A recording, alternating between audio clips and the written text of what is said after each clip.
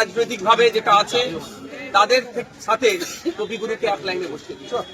এরা জানে না যে কবিগুরুর অবদান শুধু বাংলায় নয়, বাংলাদেশ সারা পৃথিবীর ইতিহাসের জন্য, পৃথিবীর সাহিত্যের জন্য কবিগুরুর অবদান। আজকে কবিগুরু রবীন্দ্রনাথ ঠাকুরকে, রবি ঠাকুরকে এরা অপমান করতে ছাড়লো না। ওই কিছুদিন আগে দেখেছিলাম বিজেপির একটা মিছিল থেকে ঈশ্বরচন্দ্র বিদ্যাসাগরের মূর্তি ভাঙেছিল, আর আজকে আমাদের গতকালকে দেখলাম আমরা আমাদের এই সোনার বাংলায়, এই আমাদের সম্প্রীতির বাংলায় কবিগুরু রবি ঠাকুরের বাংলাতেই রবি ঠাকুরের ছবি তারা জ্বালাচ্ছে। আমি আশা করব প্রশাসন সুমোটো করবে, এদের বিরুদ্ধে ব্যবস্থা গ্রহণ করবে।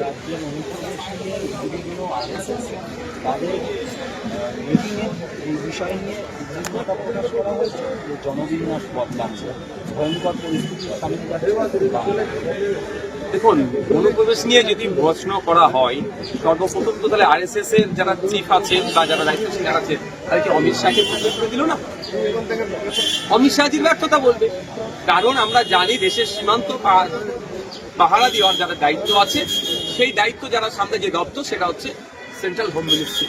সেন্ট্রাল হোম মিনিস্ট্রি এখন সামলাচ্ছেন অমিত শাহজি।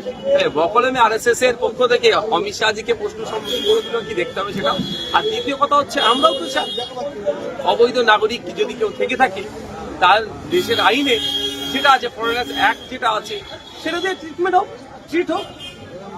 কিন্তু অনুপ্রবেশের নাম করে নোংরা রাজনীতি পশ্চিমবাংলায় না হয়, সেটা আমি চাইবো পশ্চিমবাংলার মানুষ সজাগ থাকবে।